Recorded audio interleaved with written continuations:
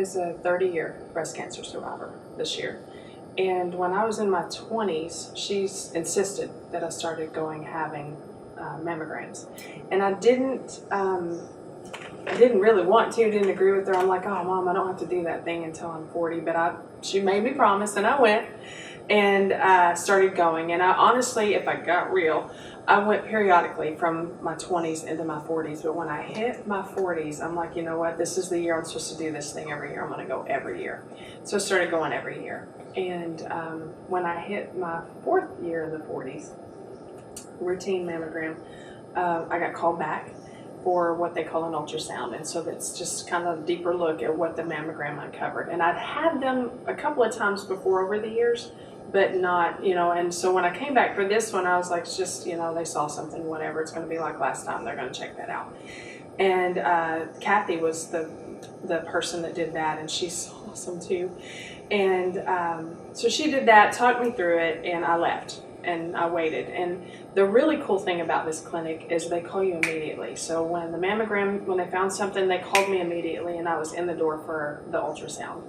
And then when the ultrasound uncovered something, they called me immediately, and I was in the door for a biopsy. And so that was the 3rd level. And somehow I knew at that point, this is a little different than the other ultrasounds and the other mammograms that I'd had.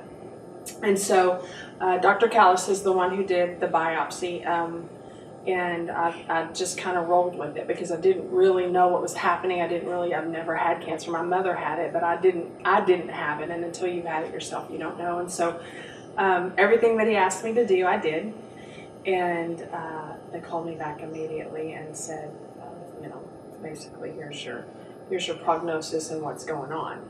And it was cancer. And of course, the first thing I did was go to WebMD and find out how close to death I really am, which I don't ever recommend because I had literally one foot in the grave before I saw anybody who could tell me anything about what I was dealing with. And so I want to encourage anyone who does get a diagnosis, chill. After that, I went to see a surgeon. And the surgeon, the really cool thing that I want to brag on about this clinic is when I went to see the surgeon, her words to me were about Dr. Callis, how did he see this? And of course I'm thinking, you tell me, because I don't know what he sees. I can't tell from looking at this film what you even see. And she said, I need to do an ultrasound. And so she did an ultrasound that day in her clinic to confirm what she could hardly see on the mammogram.